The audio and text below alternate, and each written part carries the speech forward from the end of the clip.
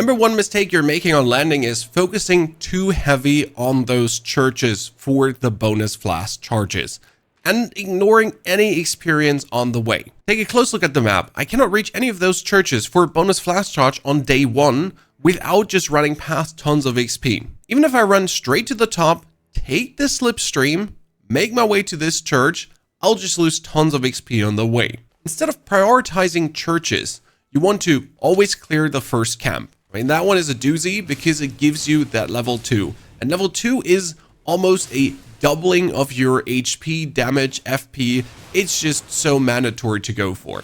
And instead of rushing to a church, unless it's extremely close, you want to clear it 1, 2 ruins to reach level 3 to 4, and then jump right into the mines. Because the first 2 ruins are most likely going to give you an upgraded weapon.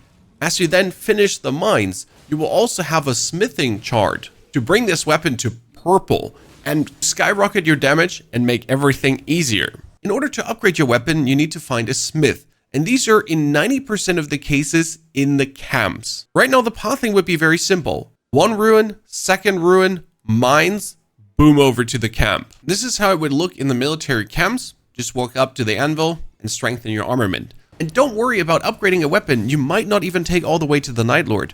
By upgrading things early and getting a stronger weapon, you're getting more XP, more levels, overall stronger, and you're going to kill more bosses and therefore have the potential to actually get yourself more epic weapons, more legendary weapons, and become overall more powerful. Now, the same thing applies to camps as to churches. If you clear a mine and you don't have a camp nearby, or you would have to skip over other pieces of content to reach the camp, don't do this. You come down from the mines, you would hit ruin 1, ruin 2, and then still go to the camp. Now, what about these elite bosses on day 1?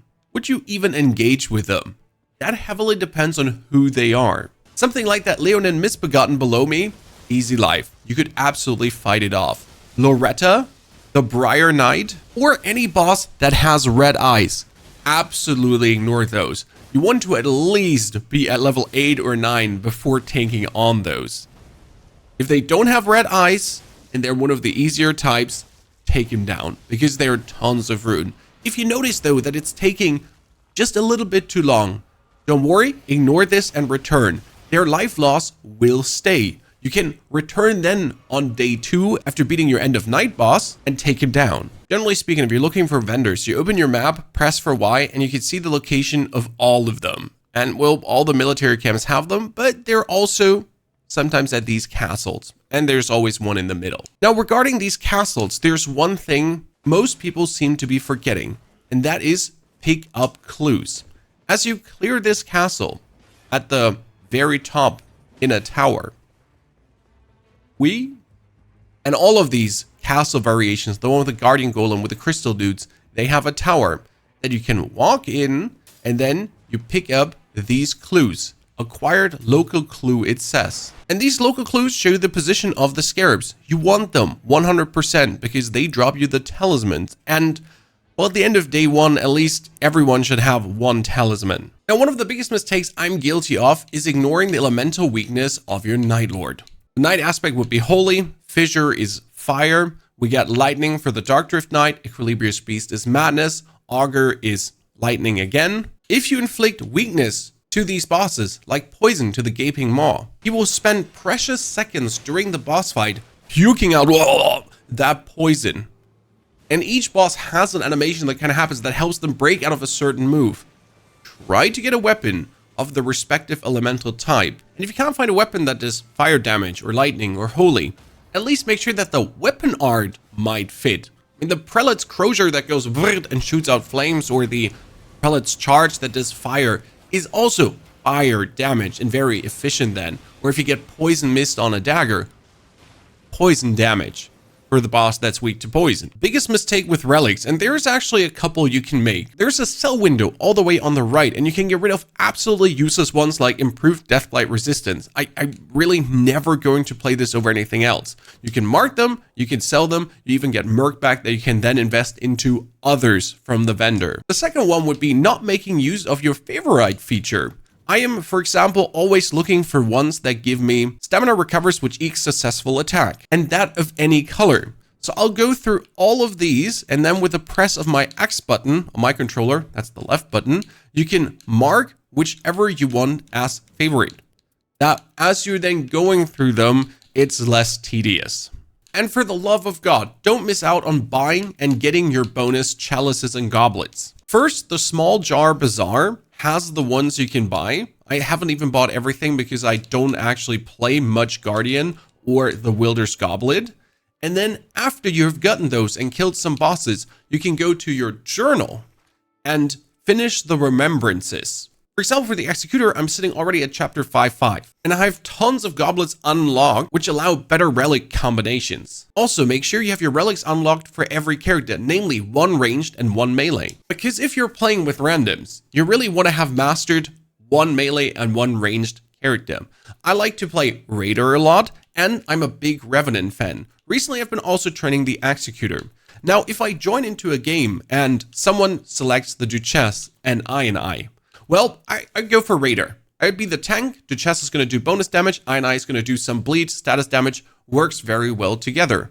What if someone goes for Wilder and the other person would select the Recluse? Then I could go for the Executor, I could go for I could go for Revenant or Duchess. So I have an option to then do the others that would complement the team composition.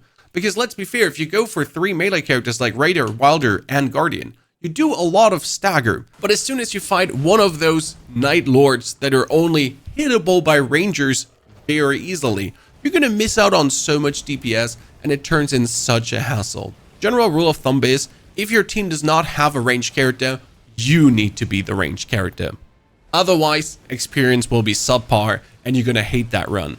And why would you join a run that you're going to hate? Don't forget to check your small jar bazaar, because the further you go, the more Light Lords you kill, the more rare things he's actually going to pop out. This one has Strength, Dexterity +2 and boosts Wilder's Art activation. Then we got Vigor, Endurance, we got Dexterity, Intelligence. They're actually goddamn good, right? Executor, Roaring restores HP while Art is active. Bam. That's very good. And before you ask, are the random stones at the bottom worth it? Yes, they are. You can buy, let's say, 5 of them. And it could be anything from grand to polished to whatever. And if you don't like any of these, just sell them again and do it. This is certainly better than actually buying yourself skins.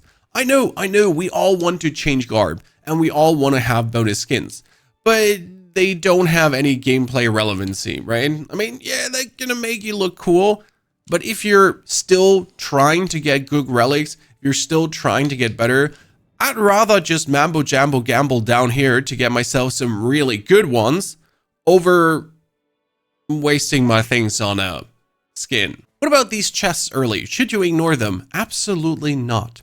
This is improved holy damage negation, and that would be damage negation out while charging attacks.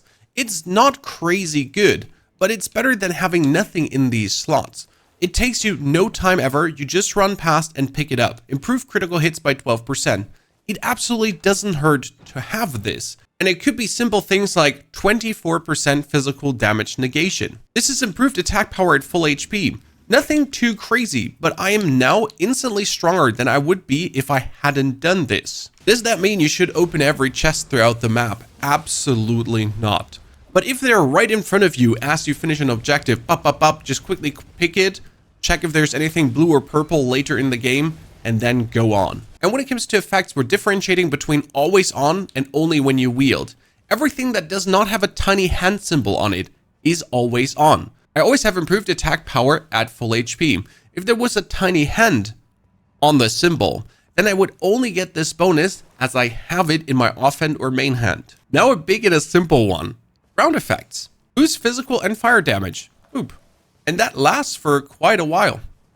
Picking up those vengeful spirits to float around you. Cool, no problem. And my favorite one, the glowing bush. Boosts rune acquisition. Yeah, before I'm now running into the middle castle, I can boost my rune acquisition, and there's almost always one down here in the ravine. And then as you're running in, you're going to be fighting one big boss and tons of trolls. Might even be better with the boosted rune acquisition to first kill the trolls than the actual boss. By the way, never be in this castle on day 1 and be at least level 7, 8, preferable 9, because you're fighting this guy with red eyes. Oh my lord. That's going to be a battle, even if you're well equipped and leveled. Now, how would my optimal day one pathing look like when I'm landing right here? With the first objective being on top of us. That gets followed up by the church into the mines. This is a double doozy. Knocking this out is so simple. And as you get the spirit springs next to you, you can easily just traverse through these two objectives, hopefully have a new weapon already from the first location, to then absolutely upgrade inside the military camp. This allows us then, before the zone starts shrinking, to knock out things on the outer side of the map to traverse to the next temple. Very good going. And if you want to be double safe to have enough upgrade materials, you could also knock out the next mine, especially since we did 2 more ruins. We should have another weapon that then already with next ruins into the camp can be upgraded again. Very good going forward. And don't forget, in the very beginning, we knocked out this castle. That castle gives us the information, local clues about scarabs that on the way to our locations, we already have talismans picked up. And for this, you have 14 minutes, because 14 minutes is the first zone. Shrink, and then you have 14 minutes again. Keep that in mind. And as then day one would be over, our goal would optimally be to go all the way down to get the next church. But on the way down, we know that a big boss is usually here. We know that a big boss likes to be around there. These are the day elite boss. There's a day elite boss on this corner very often. It would be very optimal to do the lower side of the map, as that would be potential high-class legendary equipment. And as the last thing I usually keep left would be the castle in the middle, because the castle in the middle usually is always in the ring. If it's not in the ring and day 2 would announce that it starts shrinking soon, you just run for it no matter where you are to just knock this one out for sure. Any other mistakes, tips, things you'd like to share with the community, feel free to drop them in the comments below. There will be more videos coming, a whole match breakdown as well, where we really play alongside the match, and I'm kind of marking down the checklist of the things to do, because it's nice to draw a map, but it's better to actually show you a real match unfold. Also, if you're looking for a Revenant, Raider, or Recluse guide, I got them all 3 for you. Enjoy, have a very good time.